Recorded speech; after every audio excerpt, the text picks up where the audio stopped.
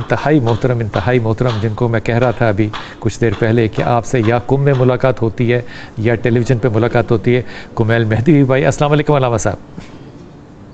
وعلیکم السلام ورحمۃ اللہ۔ سب سے پہلا حق جو ہے نا وہ کمیل بھائی آپ کا ہے، کیونکہ آپ کو جب ہم دیکھتے ہیں اور اس طرح سے دیکھتے ہیں تو ہمارا یہ تصور ہوتا ہے کہ آپ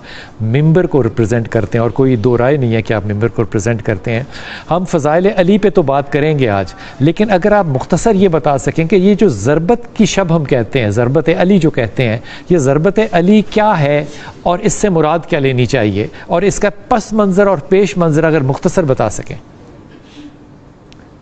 19 رمضان کی صبح کو مولا علی علیہ السلام کو فجر کی نماز میں سجدے میں ضربت لگی، لہٰذا اسے شب ضربت اور روز ضربت کہتے ہیں۔ ابن ملجم لعین نے جو اشکل الاولین والآخرین ہے، جو حضور مکرم صلی اللہ علیہ وآلہ وسلم کے فرمان کے مطابق امت کا شقی ترین انسان وہ ہوگا جو مولا علی علیہ السلام کو شہید کرے گا، اور اس کا پس منظر یہ ہے کہ بہرحال وہ کسی کی ایما پر، کسی کے کہنے پر، کسی کے اپنے ویسٹرن انٹرسٹ اور مفادات پر آیا تھا، اور اس نے مولا علی علیہ السلام کو شہید کیا۔ علی اس شجاع انسان کا نام ہے جو کرار غیر فرار ہے، لہذا کبھی کسی کی ہمت نہیں ہو سکی کہ سامنے سے علی سے وار کرے۔ بے شک۔ تو مارا بھی گیا علی کو، تو پشت سے مارا اور سجدے میں مارا۔ جب امیر المومنین علی بن ابی طالب علیہ السلام اللہ سبحانہ و تعالیٰ کی عبادت میں تھے، جب 41 ہجری کا رمضان آیا تھا تو مولا علی علیہ السلام کا طریقہ تھا کہ اپنی اولاد میں سے ہر ایک کے یہاں افطار فرماتے تھے۔ ایک افطار امام حسن علیہ السلام کے یہاں، ایک افطار امام حسین علیہ السلام کے یہاں۔ تو شب 19 کا افطار تھا، وہ بی بی ام کلثوم سلام اللہ علیہا جو ان کی دختر ہے، ان کے یہاں پر افطار فرمایا، اور بہت مختصر سی غذا رکھی، اس لیے کہ مزاج شناسہ ہے اپنے بابا سے کہ وہ کتنا سادہ کھانا کھاتے ہیں، لہذا ایک نمک کا ٹکڑا رکھا تھا بی بی ام کلثوم نے، اور ایک دودھ کا جام رکھا تھا اور روٹی۔ لیکن مولا علی علیہ السلام نے فرمایا کہ اے بیٹی، آپ تو جانتی ہیں کہ علی نے ایک وقت میں 2 غذائیں استعمال نہیں کی، اتنی سادہ غذا پر بھی یہ فرمایا کہ ان میں سے ایک اٹھا لیجیے۔ تو بیٹی کا دل تھا، بیٹی تو ویسے ہی اس کے لیے باپ سب کچھ ہوتا ہے، وہ چاہتی ہے کہ جو کچھ ہے سب اپنا وار دے اور قربان کر دے۔ تو بی بی ام کلثوم نے سوچا کہ میں نمک اٹھا لوں تاکہ میرے بابا 19 رمضان کا افطار دودھ اور روٹی سے کر لیں۔ تو نمک اٹھانا چاہا تو حضرت علی علیہ السلام نے فرمایا کہ بیٹی، نمک آپ کے بابا کو مرغوب ہے، ایسا کیجیے دودھ اٹھا لیجیے تاکہ علی اپنا افطار نمک اور روٹی سے کرے، اس لیے کہ ان فی حلالھا حساب و فی حرامھا عقاب، دنیا کے حلال میں حساب ہے، دنیا کے حرام میں عقاب ہے۔ اس کے بعد تفصیلی عبادتوں میں اور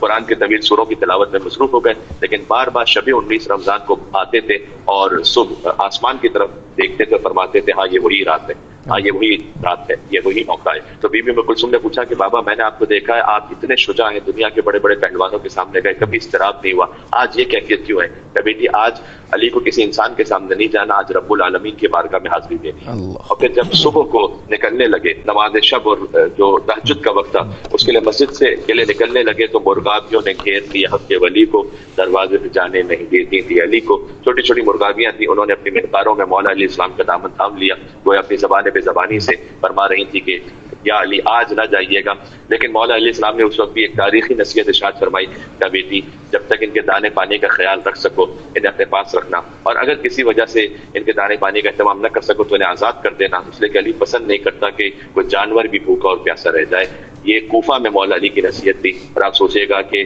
20 سال بعد اسی کوفہ میں مولا علی کی بیٹیاں قیدی بنا کر لائی گئی، اور مولا علی کی پوتی بی بی سکینہ جنہیں پانی دینے والا کوئی نہیں تھا، اسی کوفہ میں۔ تو یہ علی ابن ابی طالب علیہ السلام جب مسجد میں پہنچے تو ابن ملجم وہ اونتھا سو رہا تھا، اس کو بیدار کیا۔ میں کہوں گا مولا، آپ تو جانتے ہیں کہ یہ آپ کا قاتل ہے، آپ کیوں بیدار کرتے ہیں؟ شاید علی کا جواب یہ ہو کہ علی اپنے قاتل کو بھی بے نمازی نہیں دیکھ سکتا ہے، تو جو علی اپنے قاتل کو بے نمازی نہ دیکھ سکے وہ اپنے محب کو بے نمازی کیسے دیکھ سکتا ہے؟ پہلی رکعت تھی اور پہلے ہی سجدہ تھا، ابن ملجم کی گرتی ہوئی تلوار تھی، علی کا اٹھتا ہوا سر تھا، فضا میں صدا گونجی، اللہ وفزت ورب الکعبہ، کعبے کے رب کی قسم علی کامیاب ہو گیا۔